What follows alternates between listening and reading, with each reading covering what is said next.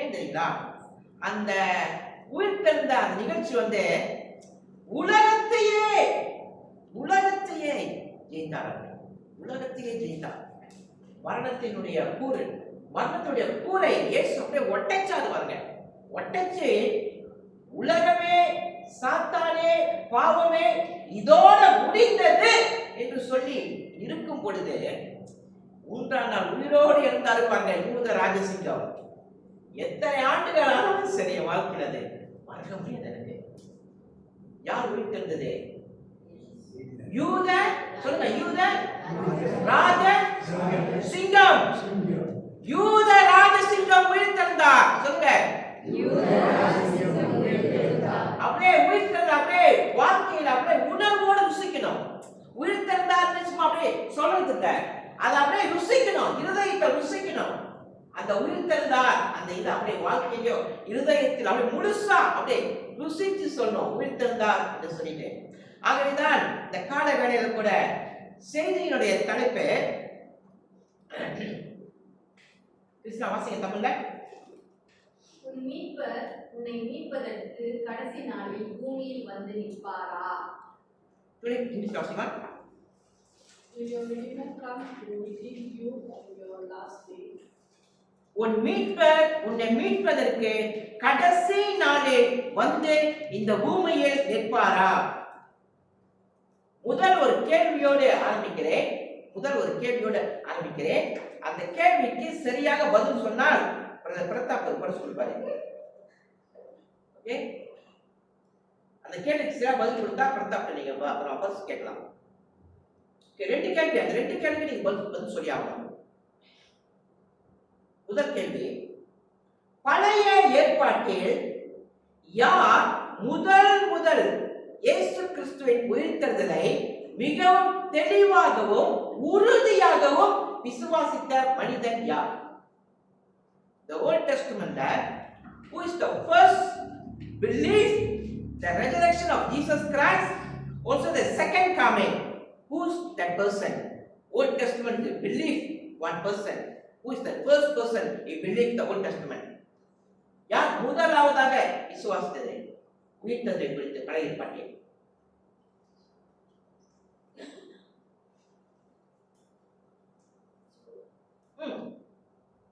பரிசு காத்துட்டு இருக்காங்க. பழைய ஏற்பாட்டில் இல்ல இல்ல யார் சொன்னது? நான் ஜோப். இல்லையா சொன்னேன்? ஆமா. பிரதாப் தராதீங்க. ஓகே, பிரதாப் யாரு உயிர்த்தெழுந்த முதல் நம்பினது? யோபு. உயிர்த்தெழுந்த முதலாவதாக நம்பினது யாரு? யோபு. தெளிவாகவும் உறுதியாகவும் நம்பினது யோபு தான்.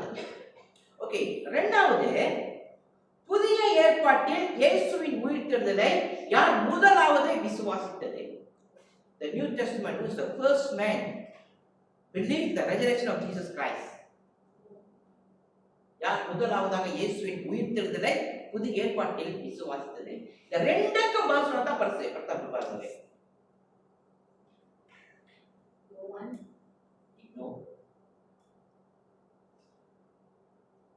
யார் உயிர்த்தெழுதலை முதல் விசுவாசித்த மனிதன் யார் புதிய ஏற்பாட்டில்?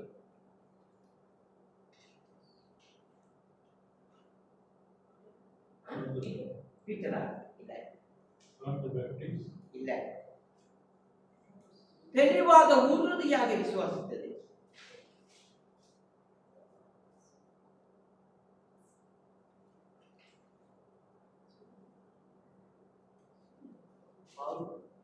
இல்ல.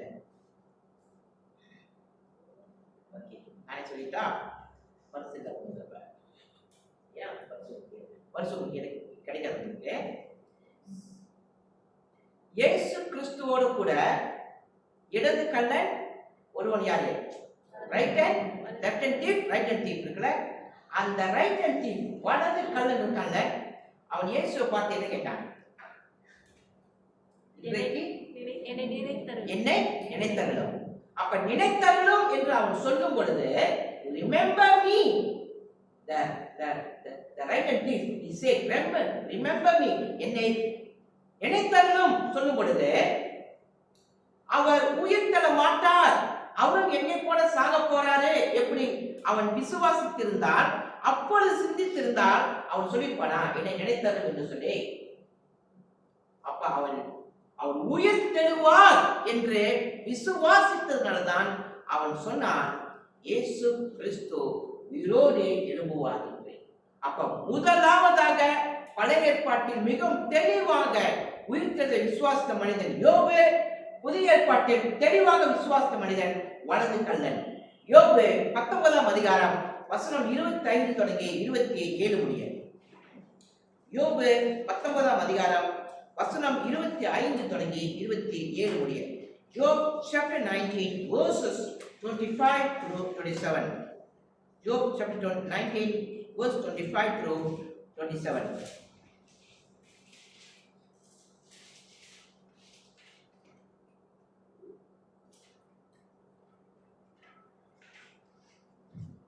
வசனம் 25. என் மீட்பர் உயிரோடு இருக்கிறார் என்றும் அவர் கடைசி நாளில் பூமியின் மேல் நிற்பார் என்றும் நான் அறிந்திருக்கிறேன். இந்த என் தோல் முதலானவைகளில் அழுகி போன பின்பு நான் என் மாமிசத்தில் இருந்து தேவனை பார்ப்பேன். 27ஆம் வசனம். அவரை நானே பார்ப்பேன், அந்நிய கண்கள் அல்ல, என் கண்களே அவரை காணும். இந்த வாஞ்சையால் என் உள்ளந்தரியங்கள் எனக்குள் சோர்ந்து போகிறது. நாம் கண்கள் மூடி ஜெபம் செய்வோம். கர்த்தாவே, உயிர்த்தெழுந்த இந்த நாள் சந்தோஷத்தோடும் மகிழ்ச்சியோடும் ஆனந்தத்தோடும் இந்த நாளை நாங்கள் பார்க்க வந்திருக்கிறோம் ஆண்டவரே. உள்ளத்திலே மகிழ்ச்சி ஆண்டவரே, சிந்தனையில் மகிழ்ச்சி, எதிர்கால நம்பிக்கையின் மகிழ்ச்சி, எல்லாவற்றிலும் சுவாமி நீர் மகிழ்ச்சியை கொடுத்து உயிர்த்தெழுந்தீர் ஆண்டவரே. அந்த சந்தோஷத்தோடும் அந்த நம்பிக்கையோடும் இந்த ஈஸ்டர் பண்டிகையின் செய்தியை நாங்கள் கேட்க எங்களுக்கு உதவி செய்கிறார்கள். ஆசீர்வதியும் ஐயா, இயேசுவின் மூலம் நல்ல பிதாவே, ஆமென். இன்றைக்கு உலகம் முழுவதும் ஈஸ்டர் பண்டிகையை கொண்டாடுகிறார்கள். உலகம் முழுவதும் இன்றைக்கு. ஆனால் உயிர்த்தெழுதல் அவர்கள் வாழ்க்கையிலே என்ன செய்ய போகிறது? உயிர்த்தெழுந்த இயேசு அவர்கள் வாழ்க்கையில் என்ன செய்ய போகிறார் என்று ஒரு கேள்விதான் கேட்கப்படுகிறது. உண்மையாக உயிர்த்தெழுந்த இயேசுவை அவர்கள் அறிந்து ஆராய்ந்து என் வாழ்க்கையில் என்ன செய்ய போகிறார் என்று உணர்ந்து அந்த உயிர்த்தெழுதலை அவர்கள் கொண்டாடுகிறார்களா, அல்லது ஒரு பண்டிகையாக ஒரு நிகழ்ச்சியாக மட்டுமே கொண்டாடுகிறார்களா? உயிர்த்தெழுந்த அந்த நாள் ஒரு நிகழ்ச்சி சரித்திரத்தில் நடந்த ஒரு நிகழ்ச்சி. ஆனால் அது ஒரு மதம் அல்ல. மதத்தின் அடிப்படையிலே உயிர்த்தெழுந்தால் கொண்டாடக்கூடாது, மதத்தின் அடிப்படையிலே அதை நாம் நம்பக்கூடாது. இது ஒரே ஒரு நாள் இந்த பூமியில் நடந்த ஒரு நிகழ்ச்சி என்றால் அது இயேசு கிறிஸ்துவினுடைய உயிர்த்தெழுதல் மட்டும்தான் இந்த உலகம் சந்தித்தது. உன் மீட்பர் என்றால் என்ன அர்த்தம் தெரியுங்களா? என்னை காப்பாற்றுகிறவர், எனக்கு உதவி செய்கிறவர், அது அல்ல. நல்லா விளங்கிக் கொள்ளுங்கள். மீட்பர் என்றால் என்னை காப்பாற்றுகிறவர், எனக்கு உதவி செய்கிறவர், அது அல்ல. நான் கஷ்டப்படுகிற நேரத்திலும் எனக்கு உதவி செய்கிறவர், அது அல்ல. என் வியாதியிலும் என்னை குணப்படுத்துகிறவர், அது அல்ல. மீட்பர் என்றால் அவர் எனக்காக அவரையே கொடுத்து என்னை மீட்டார். மீட்பர் என்றால் வெறும் சாதாரணமாக ஒரு துன்பத்திலிருந்து என்னை காப்பாற்றுகிறார், ஒரு வியாதியிலிருந்து என்னை காப்பாற்றுகிறார், ஒரு பிரச்சனையிலிருந்து என்னை காப்பாற்றுகிறார், அது அல்ல. தன்னை கொடுத்து என்னை மீட்கிறார். அதுதான் மீட்பர் என்று அர்த்தம். அதுக்கு பேர் தான் ரிடெம்ஷன் என்று அர்த்தம். உங்களுக்கு இந்த வாழ்க்கை முடிந்த பிற்பாடு எல்லாம் முடிந்தது என்று அல்ல, அடுத்த ஒரு வாழ்க்கை ஆரம்பமாக போகிறது. அந்த வாழ்க்கை உன் மீட்பர் உனக்கு கொடுக்க கடைசி நாளில் வந்து நிற்க போகிறார். இந்த உலக வாழ்க்கை முடிந்த பிற்பாடு, மரணம் வந்த பிற்பாடு, உங்களுடைய சரீரம் எல்லாம் மண்ணுக்கு மண்ணா போன பிற்பாடு, அழிந்து போன பிற்பாடு, எத்தனை வருடங்கள் ஆனாலும் சரி, ஒரு நாள் உங்கள் மீட்பர் இந்த பூமியில் உயிரோடு வந்து நிற்க போகிறார். அந்த நாளிலே அவர் எல்லாவற்றையும் மறுபடியும் மீட்க போகிறார். இந்த சத்தியம்தான் யோபு இங்கு சொல்கிறார். யோபு 19ஆம் அதிகாரம் 25ஆம் வசனம். அதற்கு முன்னதாக இந்த சத்தியத்திலே 4 குறிப்பு நான் கொடுக்கிறேன். 4 குறிப்பு எல்லாரும் பார்த்துக் கொள்ளுங்கள். முதல் குறிப்பு, கிருஷ்ணா தமிழ்ல வாசிங்க. என் மீட்பர் உயிரோடு இருக்கிறார். சந்திரன் 2வது குறிப்பு வாசிங்க. என் மீட்பர் கடைசி நாளில் பூமியில் நிற்பார். கிரேஸ் 3வது குறிப்பு. என் மீட்பரை நான் பார்ப்பேன். 4வது குறிப்பு ஐயா. என் மீட்பரை என் கண்கள் அவரை காணும். ஓகே, ஆங்கிலத்தில் டுடே முதல் குறிப்பு. My Redeemer is life. Yastika 2வது குறிப்பு. My Redeemer will stand on the last day. Okay. Albert 3வது குறிப்பு. I will see my Redeemer. Okay, 4வது குறிப்பு. டனி, My eyes will look at my Redeemer. இந்த 4 குறிப்பின் அடிப்படையில் தான் இன்றைக்கு நாம் இந்த செய்தியை பார்க்க போகிறோம். சரி, 1வது குறிப்பு, என் மீட்பர் உயிரோடு இருக்கிறார்.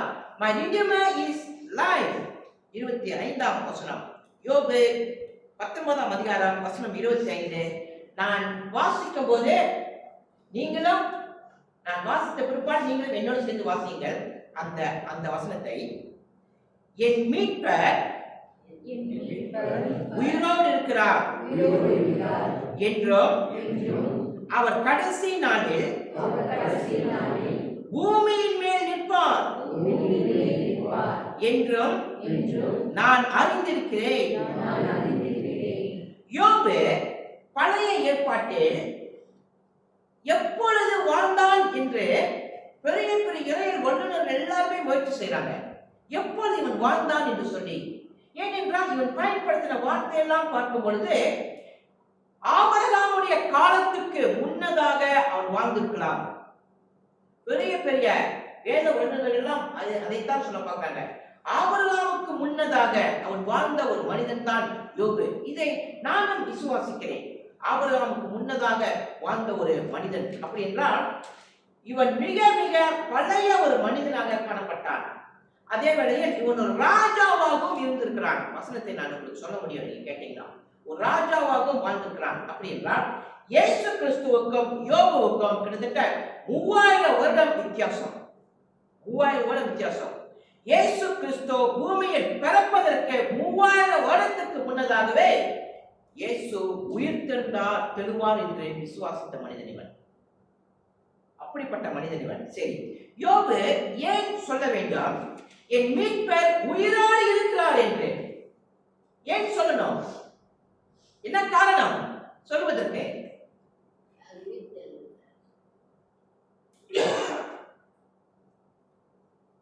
என்ன காரணம் பார்க்க போறோம். நான் வசனத்தை மட்டும் நான் சொல்லுகிறேன், நீங்கள் எழுதி கொள்ளலாம். யோபு 1ஆம் அதிகாரம் வசனம் 15, 15. யோப் சாப்டர் 1 verse 14 and 15. நீங்கள் பார்க்கும்போது யோபுவுடைய கழுதைகளும் வேலையாட்களும் அங்கு கழுதையை கொண்டு போகிறார்கள், வேலையாட்களை வெட்டி சாகடிக்கிறார்கள். அவனுடைய பட்ட முதல் துன்பங்கள் இது எல்லாவற்றையும் நான் முதலாவதாக சொல்கிறேன். கழுதைகளும் வேலையாட்களையும் அவன் இழக்கிறான். அதே யோபு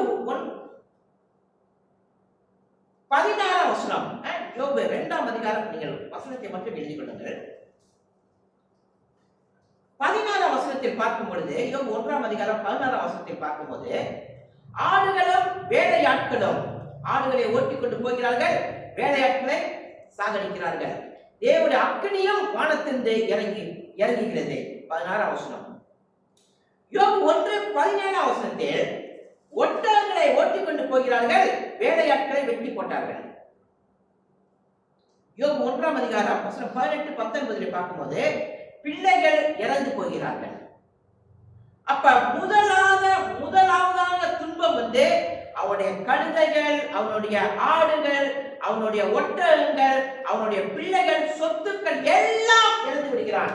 இதுதான் முதல் பட்ட துன்பம். அது அவனுக்கு முதல் வந்த துன்பம் அது. சரி, இரண்டாவது துன்பம் என்ன? 2ஆம் அதிகாரம் வசனம் 7-8. 2ஆம் அதிகாரம் வசனம் 7-8. சரீரத்தின் கொடிய வேதனையை அனுபவிக்கிறான் யோபு. சரீரத்திலே கொடிய வேதனை, மிகப்பெரிய வேதனை. என்ன வேதனை அது? 2ஆம் அதிகாரம் 7-8 வசனம். யோபு 2ஆம் அதிகாரம் வசனம் 7ஆம் வசனம். கிருஷ்ண வாசிங்க. அப்பொழுது சாத்தான் கர்த்தருடைய சந்நிதியை விட்டு புறப்பட்டு யோபின் உள்ளங்கால் தொடங்கி அவன் உச்சன் தலை மட்டும் கொடிய பருக்களால் அவனை பாதித்தான். ஓகே, பாருங்க. இப்பதான் பார்க்கணும் 8ஆம் வசனத்தை வாசிங்க கிருஷ்ணா.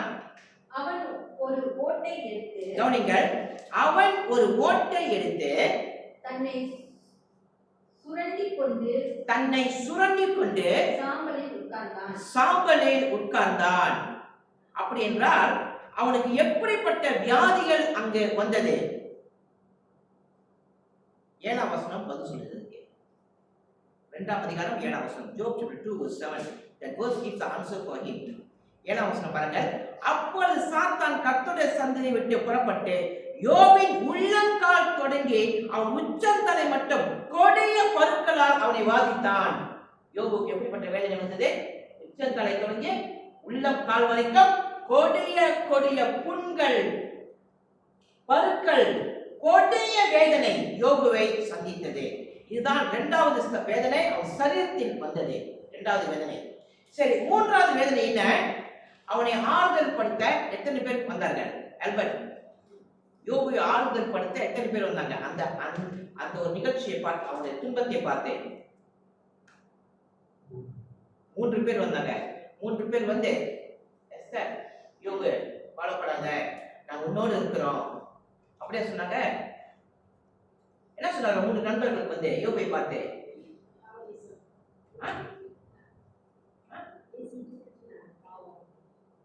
யோபுவே, ஏன் இந்த வேதனையை அனுபவிக்கிறனா?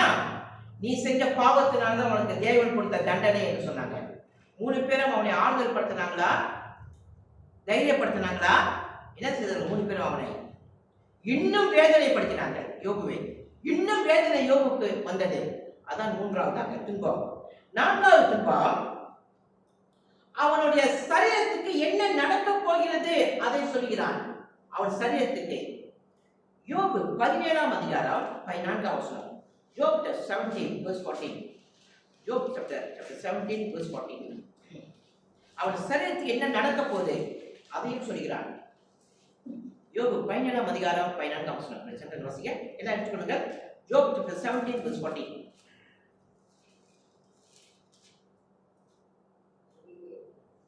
யோபு 17ஆம் அதிகாரம் 14ஆம் வசனம். அழிவை பார்த்து நீ எனக்கு தகப்பன் என்றே, புழுக்களை பார்த்து நீங்கள் எனக்கு தாயும் எனக்கு சகோதரியும் என்றே. யார் அவனுக்கு தாய், யார் அவனுக்கு சகோதரி? புழுக்களை பார்த்து நீங்கள் எனக்கு தாயோ எனக்கு சகோதரியும் என்கிறேன். என்ன அர்த்தம் சொல்லுங்க? ஏன் சொன்னான் யோபு? புழுக்கள் எனக்கு என்னுடைய குடும்பத்துக்குள் வர போறாங்க, அவங்க தான் என்னுடைய சகோதரிகள், அவங்க தான் என் தாய். என்ன அர்த்தம் இது? ஏன் சொன்னான்?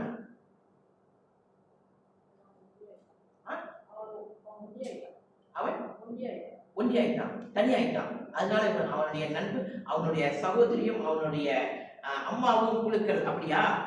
ஒன்றியாயிட்டனால சொல்லுங்க. ஏன்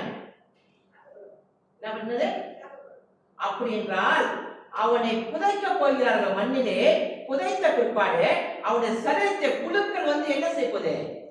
சாப்பிட போது, அப்படி சாப்பிடும் போது அவனுக்கு யார் அங்க சகோதரியா இருக்கிறா, யார் அவனுக்கு தாயின் தகப்பனமா இருக்கிறா? எல்லாத்துக்கும் இதுதான் எல்லாருக்கும் நடக்க போதில்ல. ஒரு நாள் உங்கள் வாழ்க்கையிலும் என் வாழ்க்கையிலும் நம்முடைய சரீரம் எங்க போகிறது?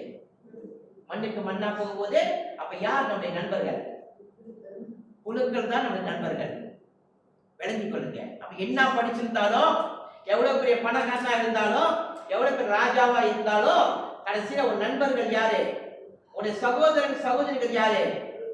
புழுக்கள் தான். ஞாபகம் வச்சுக் கொள்ளுங்க. எல்லாரும் ஒரே மாதிரி தான். வித்தியாசம் இருக்கா? இல்ல. அப்ப உரிய அவனுக்கு சொல்லிடலாம். எல்லாத்துக்கும் நிலைமை இதுதான். கடைசி ஒரு நண்பர் யாரு? ஒரு தாய் யாரு? புழுக்கள் தான். யோபு 3000 வருஷத்துக்கு முன்னாலே, இயேசு பிறக்கிறதுக்கு முன்னாலே இந்த வார்த்தையை சொல்லிட்டாரு. சரி, இதுதான் யோபு பட்ட 4வது துன்பம். சரி, 5வது துன்பம் என்ன? யோபு 19:20. யோபு 19:20. 19:20. சரிங்களா? சிலன் வாசிங்க இங்கிலீஷ்ல. யோபு 19:20.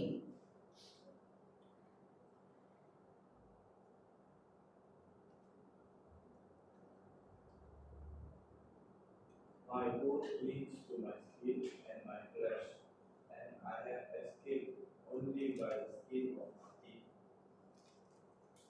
என்ன வசனம் சொல்றியா? பார்த்தது Jude 19:20. verse 19:20. தமிழ்ல நான் வாசிக்கிறேன். தமிழ்ல வாசிக்கிறேன். யோபு 19:20. என் எலும்புகள் என் தோலோடும் என் மாமிசத்தோடும் ஒட்டி கொண்டிருக்கிறது. என் பற்களை மூட கொஞ்சம் தோல் மாத்திரமே தப்பினது. என்ன சொல்ல வருகிறாங்க? உங்க பக்கத்துல இருக்காங்கல்ல ரெண்டு பேரு, அவங்க இந்த வசனத்தை கொஞ்சம் சிந்திக்க பார்க்கலாம். ஒரு நிமிஷம் அந்த வசனத்தை சிந்திக்க. பக்கத்துல யார் இருக்கா? அவங்க பேசுங்க.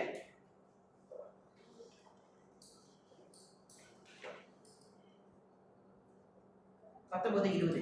19:20 அவசரம்.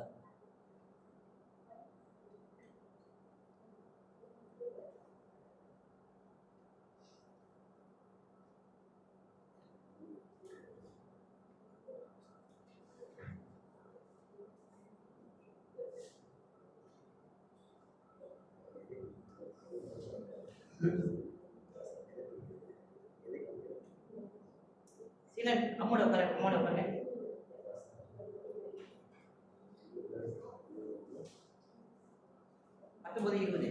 19:20 அவசரம்.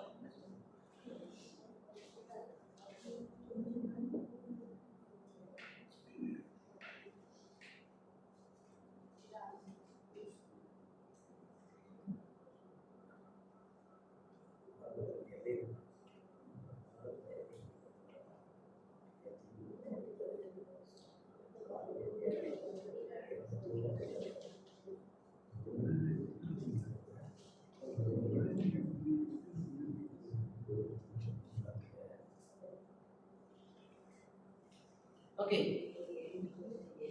சரி. ஓகே, எனக்கு ஹெல்ப் பண்ணுங்க. எனக்கு நீங்க ஹெல்ப் பண்ணணும். அந்த வசனத்தை சரியா நான் சொல்ல பார்க்கணும். எனக்கு ஹெல்ப் பண்ணுங்க. ஓகே இல்லையா?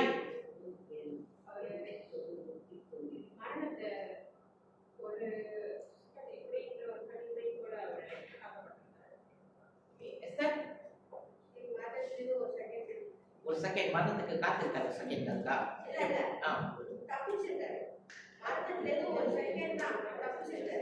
தப்பிச்சிருக்காரு மரணத்திலிருந்து. ஓகே, அடுத்தது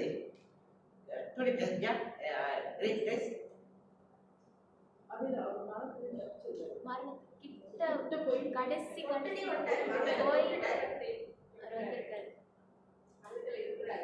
மரணத்தில் இருக்கிறாரு. நீங்க அதேதானா? ஓகே பிரதாப். அப்புறம் அடுத்தது நம்ம கிறிஸ்டினா. Answer Christina.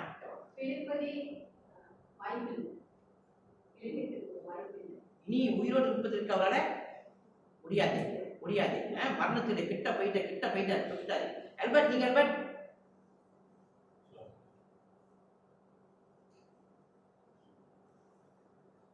ஓகே, நீங்க சரீரம் கூட அவருக்கு உதவி செய்ய முடியாம போயிடுச்சு. அவர் சொந்த சரீரம் கூட உதவி செய்ய முடியாம போயிடுச்சு. அப்படி இருந்த மனுஷன் சீலன்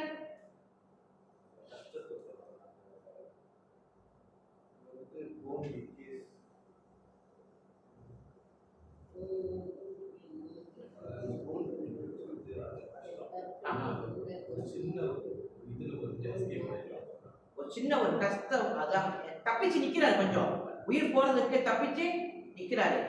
அதாவது இந்த 20ஆம் வசனம் பாருங்க, எலும்புகள் எலும்புகள் என் தோளோடு என் மாமிசத்தோடும் என்ன ஆயிடுச்சாம், ஒட்டிக்கொண்டு அது மட்டும் தான் மிஞ்சி இருக்குது.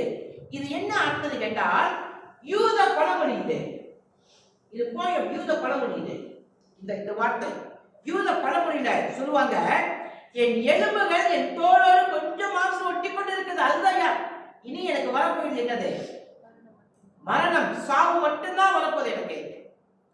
அதுதான் அர்த்தம். இது என்னன்னா சாவு பக்கத்துல நின்றுட்டு இருக்கா, சாவின் கோட்டுல நின்று கொண்டு இருக்கா யோபு. இப்ப 5 காரியத்தை நம்ம பார்க்கலாம். ஒன்னாவது, யோபுவுடைய கழுதைகள், ஆடுகள், வேலையாட்கள், ஒட்டகங்கள், அவனுடைய சொத்துக்கள் எல்லாம் போனது முதலாவதாக. இரண்டாவது, சரீரம் கொடிய வேதனை அனுபவிக்க ஆரம்பித்து விட்டது. மூன்றாவது, அவன் நண்பர்கள் அத்தனை பேர் அவனை பார்த்து சொல்கிறார்கள், உன்னுடைய பாவத்தினால் உனக்கு இது வந்தது என்று. நான்காவது சொல்கிறார்கள், நான்காவது அவன் சரீரத்துக்கு என்ன நடக்க போகிறது அதையும் அவன் சொல்கிறான். ஐந்தாவது, தோல் மட்டுமே எனக்கு உண்டு என்று அவன் சொல்கிறான். சரி, இப்படிப்பட்ட நிலைமையில் அவன் போன பிற்பாடு, ஒரு மனிதன் வந்த பிற்பாடு அவன் என்ன சொல்லுவான்?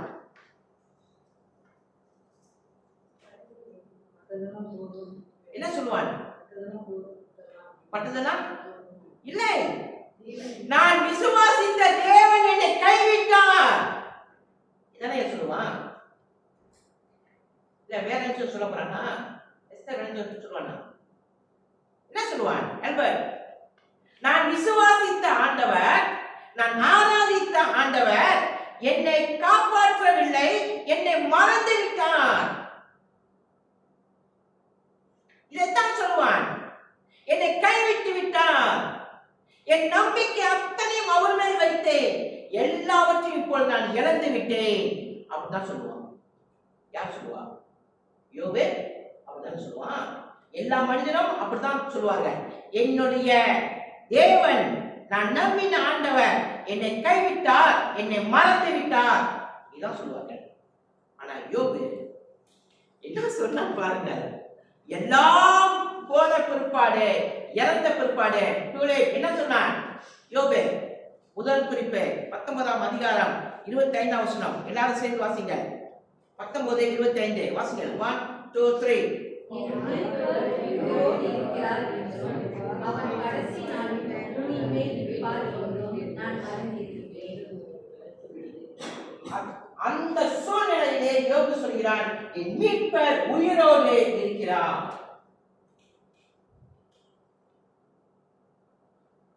இரண்டாவது சத்தியம்,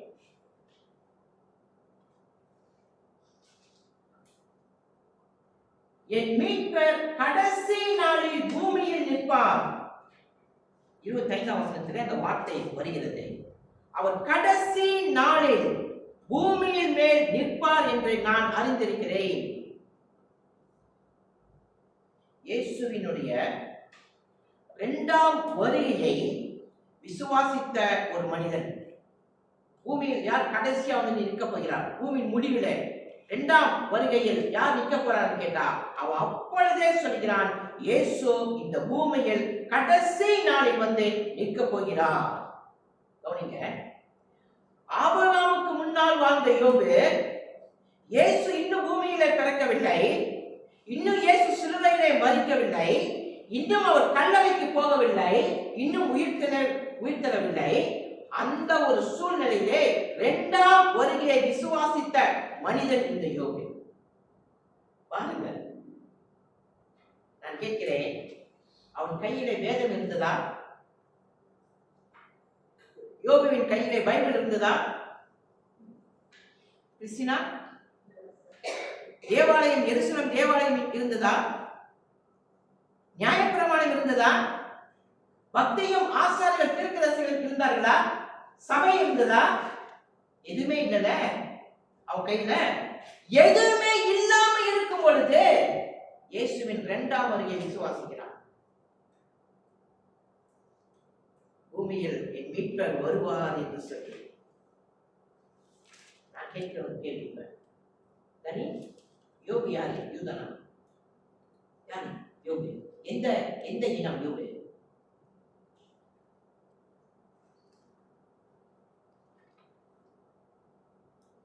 எந்த இனம் யோபு? யோபு எந்த இனம்?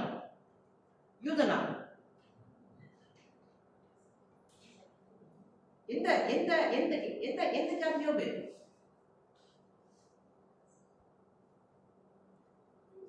யார் யோபு?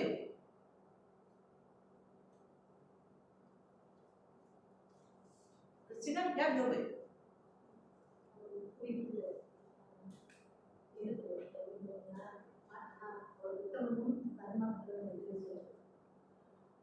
ஆபிரகாமுக்கு பிற்பாடு தான் யூத இனமே வருது. ஆபிரகாம் முன்னால யூத இனம் இல்ல. அப்ப ஆபிரகாம் முன்னால யூத இனம் இல்லாமல் இருக்கும் பொழுது யோபு நம்மை போல ஒரு மனிதன் தான். யோபு நம்மை போல ஒரு மனிதன் தான் அவன். ஆனா யோபு நம்மை போல ஒரு மனிதனா இருந்து அவன் கையில பழைய ஏற்பாடு இல்ல, புதிய ஏற்பாடு இல்ல, அவன் கையில தேவாலயம் இல்ல, அவனுடைய கையில நியாயப்பிரமாணம் எதுவுமே இல்லை. அந்த நேரத்திலே அவன் விசுவாசித்து 2ஆம் வருகை குறித்து அவன் பேசுறான். என் மீட்பர் கடைசி நாளில் பூமியில் வந்து நிற்பான். அவன் கையில எல்லாமே இதுவே இல்ல. இன்னைக்கு உங்க கையில என்ன இருக்கு? இன்னைக்கு உங்களுக்கு என்ன கொடுத்துருக்காரு ஆண்டவரே? என்னென்ன இருக்கு இன்னைக்கு உங்களுக்கு? சொல்லி என்ன இருக்கு உங்க கையில? ஜூலி உங்க கையில என்ன இருக்கு? எஸ்தர் உங்க கையில என்ன இருக்கு? இன்னைக்கு கிறிஸ்துவ உங்க கையில? அம்மா உங்க கையில இன்னைக்கு என்ன இருக்கு? ஜூலி இல்ல வேதம் இருக்குல்ல? வேதம் இருக்கு, சபை இருக்கு, பாஸ்டர் இருக்கு, ஞாயிற்றுக்கிழமை இருக்கு, பிரசங்கம் இருக்கு, எல்லாமே இருக்கு. உங்க விசுவாசம் என் மீட்பர் கடைசி நாளில் பூமியில் வந்து நிற்பார், அந்த விசுவாசமா? ஒன்றுமே இல்லாத மனிதன் விசுவாசித்தான். எந்த நிலைமையில் விசுவாசித்தான்?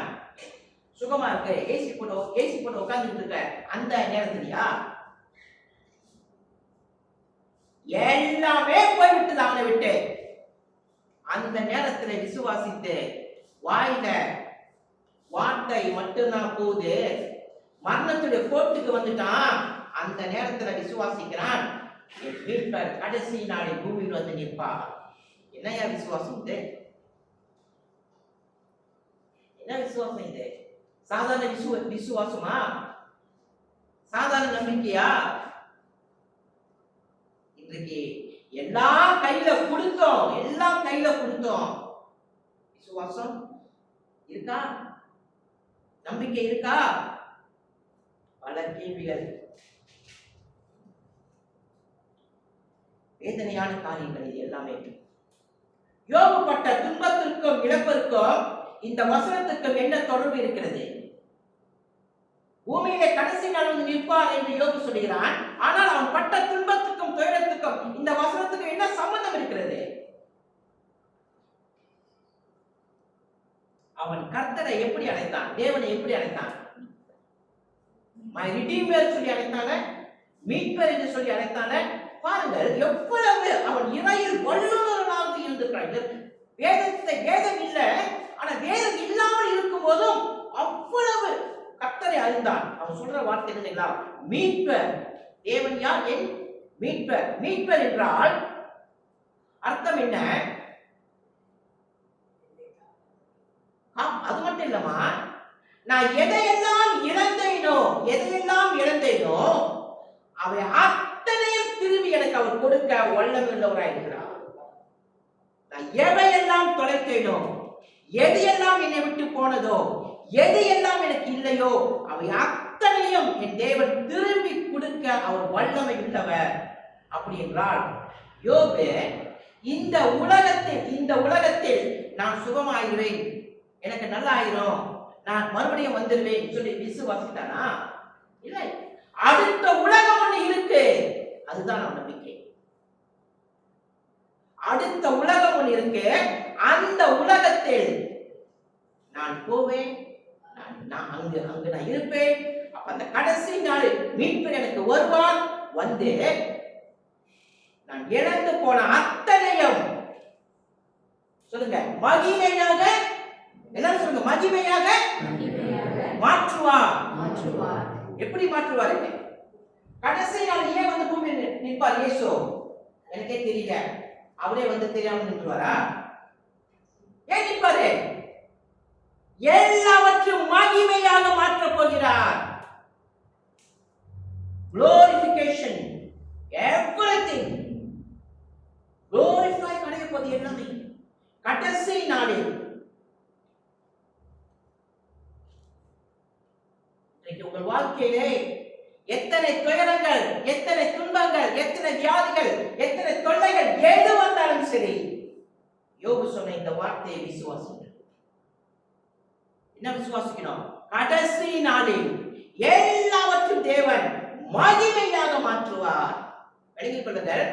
எந்த மனிதனுடைய வாழ்க்கை எந்த மனிதனுடைய வாழ்க்கையிலும் விளங்கிக் கொள்ளுங்கள், இந்த விசுவாசம் இல்லை என்றால், எந்த விசுவாசம் கடைசி நாளில் மகிமையாக மாற்றுவார், அந்த விசுவாசம் இல்லை என்றால் அவன் வாழ்க்கை எப்படி இருக்கும்? எப்படி இருக்கும் அவனுடைய வாழ்க்கை? கடைசி நாளில் ஒண்ணுமே நடக்க போறது இல்ல. அவனுடைய வாழ்க்கையிலே எந்த விதமான ஒளியும் இருக்காது, எந்த விதமான பிரகாசமும் இருக்காது, எந்த விதமான மகிழ்ச்சியும் இருக்காது, எந்த விதமான நம்பிக்கையும் இருக்காது. எப்படி இருப்பான்? ஒரு அவிசுவாசி போல அவன் வாழ்க்கை அமையும். கடைசி நாளில் என் மீட்பர் என்னை சந்திப்பார். சந்தோஷத்தோடு, மகிழ்ச்சியோடு, மகிமையோடு அவன் காத்து கொண்டிருப்பான். விளங்குங்களா? அவன் காத்து கொண்டிருப்பான். ஏன் காத்து கொண்டிருப்பான் என்றால், இந்த உலகத்தின் வாழ்க்கையெல்லாம் நான் அடையப் போகிறேன் என்று அல்ல, அடுத்த உலகத்தில் கர்த்தர் என்னை மகிமையாக மாற்றப் போகிறார். அவன் அடுத்த வாழ்க்கை எதிர்பார்த்து காத்து கொண்டிருக்கிறான். யோகி இரண்டாவது குறிப்பு. மூன்றாவது குறிப்பு என் மீட்பரை நான் பார்ப்பேன். எல்லாரும் சொல்லுங்க. என்னங்க? ஆங்கிலத்துல வாசிங்க. 26 வசனம். யோபு 19 வசனம் 26. 19 யோபு 26. வாசிங்க. இந்த என் தோல் முதலானவை அழுகி போன பின்பு நான் என் மாமிசத்தில் இருந்து தேவனை பார்ப்பேன். யோபு அங்க என்ன சொல்றாங்க? என் தோல் முதலானவைகள் அழுகி போன பின்பு என்ன சொல்றாங்க? எல்லாமே வாசனமா மாறப்போகுது. தோல் எல்லாமே இல்லடா அழுகி போன பின்பு நான் என் மாமிசத்தில் இருந்து தேவனை பார்ப்பேன். தோல் முதலானவைகள் அழுகி போன பின்பு என்ன அர்த்தம்? அம்மா என்ன அர்த்தம்? அழுகி போன பின்புனா என்ன அர்த்தம்? அழுகி போனதுன்னா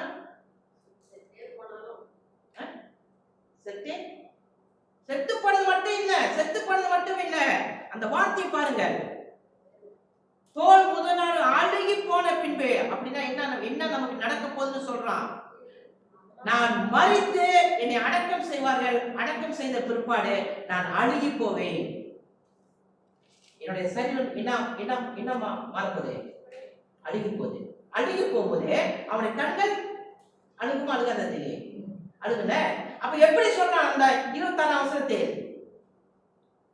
அழுகி போன பிற்பாடு என் மாமிசத்தில் இருந்து தேவனை பார்ப்பேன். எப்படி பார்ப்பான் தேவனை? சொல்லுங்க சந்திரன்.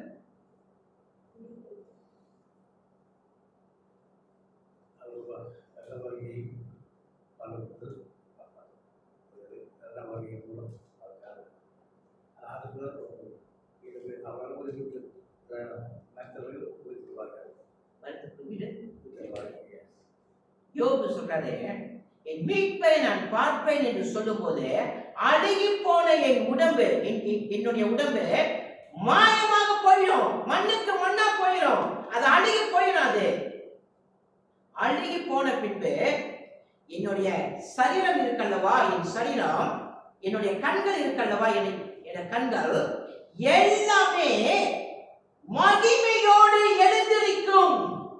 அதான் சொல்ல வராது. இனி அந்த சரீரம், அந்த கண்கள் மகிமையோடு எழுந்திருக்க போகிறது. ஆனால் என் சரீரம் அழுகி போகுது. அழுகி போன இந்த சரீரம் கடைசி நாளில் என் மீட்பர் வந்து பூமியில் நிற்கும் பொழுது நான் மகிமையாக உயிர்த்தெழுவேன். என்னுடைய கண்கள் மகிமையாக மாறும். அதைத்தான் சொல்றாரு யோவான் 14ஆம் அதிகாரம் வசனம் 19. John chapter 14 verse 19. எனக்கு எல்லாமே John chapter 14 verse 19. யோவான் 14ஆம் அதிகாரம் வசனம் 19. எல்லாரும் வாசிப்போம் அந்த பகுதியை. யோவான் 14:19.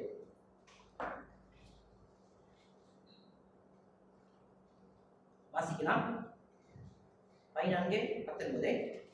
இன்னும் கொஞ்ச காலத்திலே உலகம் என்னை காணாது, நீங்களோ என்னை காண்பீர்கள். நான் பிழைக்கிறபடினால் நீங்களும் என்ன சொன்னாங்க? நான் பிழைக்கிறபடினால் நீங்களும். இயேசு கிறிஸ்து 3ஆவது நாளில் என்ன செய்தார்? உயிரோடு கூட எழுப்பினார் அல்லவா? அந்த வாக்கு தத்தம் தான் இங்க கொடுக்கிறாரு. ஒரு நாள் நானும் உயிரோடு கூட யோபு சொல்கிறான் எழும்புவேன் என்று சொல்கிறான். உயிர்த்தெழுதலை வேதம் இல்லாமல் இருக்கும் பொழுது, தேவாலயம் இல்லாமல் இருக்கும் பொழுது, சபை இல்லாமல் இருக்கும் பொழுது, வேதம் இல்லாமல் இருக்கும் போது, போதம் இல்லாமல் இருக்கும் பொழுது, அப்பொழுதே யோபு உயிர்த்தெழுதலை விசுவாசித்தார். இன்றைக்கு உலகம் முழுவதும் ஈஸ்டர் சிலுவையை சுமந்து கொண்டு நீ ரோட்ல எல்லாரும் நடக்கிறாங்க. ரொம்ப பேரு, ரொம்ப சபைகள் என்ன ரோட்ல நடக்கிறாங்க, ஓசன்னா பாடிக்கொண்டு ரோட்ல போறாங்க. சாலையில பெரிய ஒரு சைன் போர்ட் போட்டு போறாங்க, இயேசு உயிர்த்தெழுந்தார், சீக்கிரம் பூமிக்கு வரப்போகிறார் என்று. எல்லாம் சந்தோஷம் தான், எல்லாம் சந்தோஷம், எல்லாம் மகிழ்ச்சி. ஆனால் மதத்தின் அடிப்படையில் செய்யறாங்களா, ஒரு சமயத்தின் அடிப்படையில் செய்யறாங்களா, அல்லது உண்மையாகவே இந்த யோபை போல உலகத்துக்கு செய்தியை அறிவிக்கிறார்கள்? அதுதான் நான் பார்க்க வேண்டியது. சரி, நான்காவதாக ஒரு வார்த்தை சொல்கிறார் யோபு. நான்காவது பேர்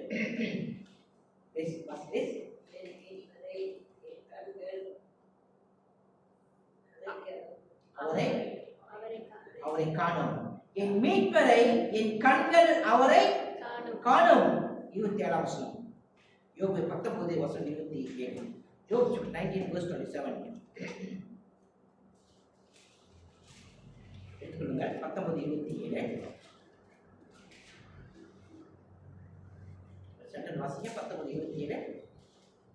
அவரை நானே பார்ப்பேன், அவரை நானே பார்ப்பேன், அந்நிய கண்கள் அல்ல, அந்நிய கண்கள் அல்ல, என் கண்களே அவரை காணும், என் கண்களே அவரை காணும்.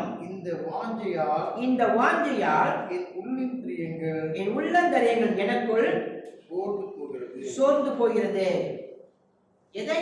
எதை அவன் நம்பிக்கொண்டு அவன் இருக்கிறான்? அந்நிய கண்கள் அல்ல, என் கண்களே அவரை காணும். யோபு அவனுடைய தோல் அழுகி போக போகிறது. புழுக்கள் அவன் சரீரத்தை சாப்பிட்டு ஒன்றுமில்லாமல் போக போகிறது. அப்படிப்பட்ட நிலைமையிலே யோபு எப்படி சொல்கிறான்? என் கண்கள் அவரை மறுபடியும் பார்க்கும்.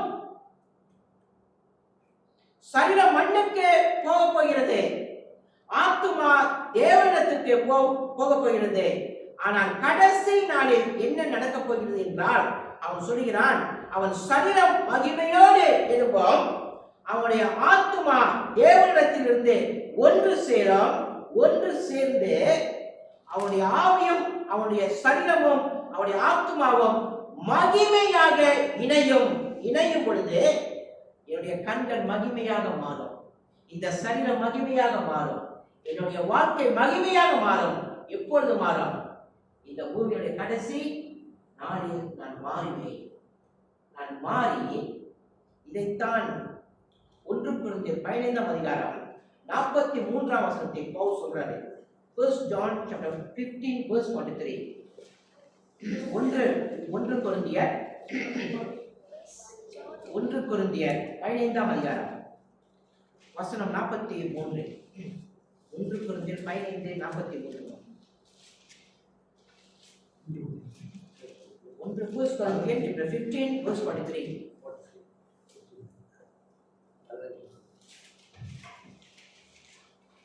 15:43. எடுத்துட்டீங்க எல்லாருமே? ஓகே, எல்லாரும் வாசிக்கலாம். கனவீனம் உள்ளதாய் விதைக்கப்படும், மகிமை உள்ளதாய் எழுந்திருக்கும். பலவீனம் உள்ளதாய் விதைக்கப்படும், பலம் உள்ளதாய் எழுந்திருக்கும். அங்கு பவுல் சொல்ற வார்த்தை என்ன? கனவீனம் உள்ளதாய் சொல்லும் போது நம்முடைய சரீரம் இப்பொழுது எப்படி உள்ளது? கனவீனம் அப்படின்னா சரீரம் ஒரு நாள் மண்ணுக்கு மண்ணாக போயிடும், இறந்து போயிடுவோம். அதுல சாவு இருக்கு, மரணம் இருக்கு, ஒரு நாள் போயிடாது. ஆனால் விதைக்கப்படும் மகிமை உள்ளதாய் என்ன செய்யும்? எழுந்திருக்கும். மகிமையால் எழுந்திருக்கும். அதைத்தான் யோபு என்று சொல்றாரு. அந்த நேரத்திலே அழுகி போன என் கண்கள், அழுகி போன என் சரீரம் அத்தனை மகிமை அடையும். அப்பொழுது இந்த தேவனை என் கண்கள் அவரை நான் பார்ப்பேன், என் கண்களாலே நான் அவரை பார்ப்பேன்.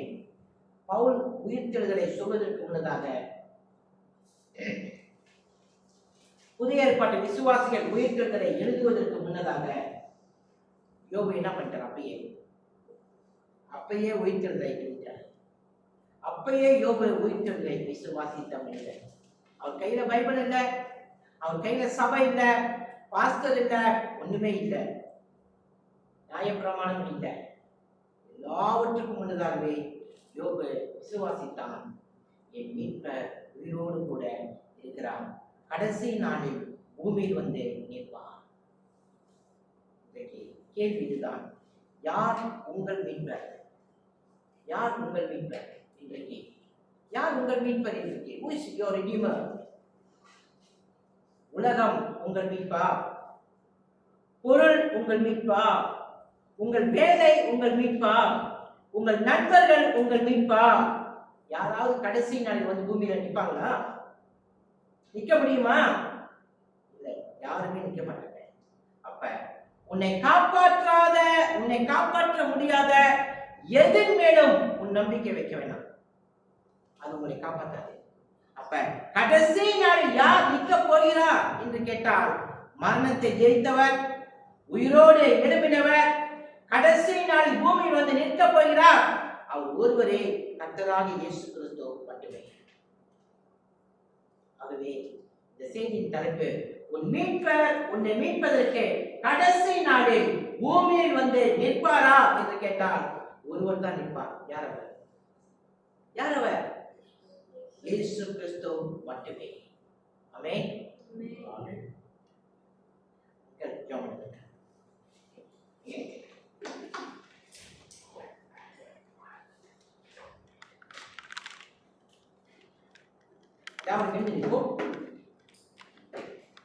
அன்பின் பரலோக பிதாவே, எல்லா துதிகளும் மகிமையும் செலுத்துகிறோம் அப்பா. எங்கள் ஆண்டவராய் இயேசு கிறிஸ்து மரித்து உயிர்த்து மகிமையில் வரப்போகிறார். ஆண்டவர் கர்த்தாவே, அவரில் மரித்தவர்கள் அனைவரும் மறுபடியுமாக ஆண்டவர் கர்த்தாவே உயிர்ப்பிக்கப்பட்டு என் ஆண்டவராய் இயேசு கிறிஸ்துவோடு அவருடைய மகிமையில் பிரவேசிக்க போகிறார்கள். ஆண்டவர் கர்த்தாவே, இதுவே உம்முடைய வார்த்தையில் நாங்கள் விசுவாசிக்க வேண்டிய ஒரு முக்கியமான வார்த்தை. ஆண்டவரே, யோபு அப்பா அன்று எதுவும் இல்லாத நேரத்தில் என் ஆண்டவராய் இயேசு கிறிஸ்து மீது நம்பிக்கையோடு விசுவாசத்தோடு அவர் அறிக்கை செய்தார். ஆண்டவரே, நாங்களும் இந்த நாளிலும் தகப்பனே, எங்களுடைய வாழ்க்கையில் எங்கள் ஆண்டவராய் இயேசு கிறிஸ்துவை நாங்கள் அறிக்கை செய்ய வேண்டும். அவர் எங்களுக்கு சொன்ன வார்த்தை நாங்கள் கடைபிடிக்க வேண்டும். இறுதி நாளில் எங்களுடைய வாழ்க்கையும் அவரோடு இணைய போகிறது. அவருடைய மகிமையில் நாங்கள் பிரவேசிக்க போகிறோம் அப்பா. அதுவே எங்களுக்கு பிரமாண்டமான ஒரு ஆண்டு பொக்கிஷமாக இருக்கிறது ஆண்டு கர்த்தாவே. இந்த உலக வாழ்க்கை இதோடு முடியும் ஆண்டு. ஆனால் புதிய பூமியும் புதிய வானத்தில் நாங்கள் ஆண்டை கர்த்தாவே சபையோர்கள் அனைவரும் விசுவாசிகள் அனைவரும் பாவுடைய மகன் குமாரன் இயேசு கிறிஸ்துவின் மகிமையில் ஆண்டு கர்த்தாவே நிச்சயமும் மகிமைக்குள் இருக்க எங்களுக்கு நீ வைத்திருக்கும் அந்த மேலான பொக்கிஷத்துக்காக மேலான ஆசீர்வாதத்துக்காக அபிஷேகத்துக்காக மக்கள் நன்றி கூறி ஸ்தோத்தரிக்கிறோம். ஏனில் ஆண்டை கர்த்தாவே நீர் இந்த பூமியில் எங்களை படைத்ததற்கு அப்பா நாங்கள் இப்படியாக ஆண்டை கர்த்தார் மறித்து போறதுக்கு அல்ல ஆண்டை கர்த்தாவே, மாறாக உன்னத தேவனை விசுவாசிக்கும் அவரை பின்பற்றவும் அவருடைய வார்த்தையில் அவருடைய வாழ்க்கையில் நாங்களும் இணைந்து செயல்பட வேண்டுமான்ற கர்த்தாவே அவருக்காக ஆண்டை கர்த்தாவே எங்களுடைய வாழ்க்கையை நாங்கள் அர்ப்பணம் செய்கிறோம். இதுவே எங்களுடைய ஆண்டை கர்த்தாவே தீர்மானமும் அப்பா நம்பிக்கையும் வழிநடத்தமாக இருக்க வேண்டுமானவரே உமக்கு நன்றி கூறி ஸ்தோத்தரிக்கிறோம் அப்பா. எல்லா துதிகரமும் சேர்த்து இயேசுவின் நாமத்தில் ஜெபிக்கிறேன் தகப்பனே. ஆமென்.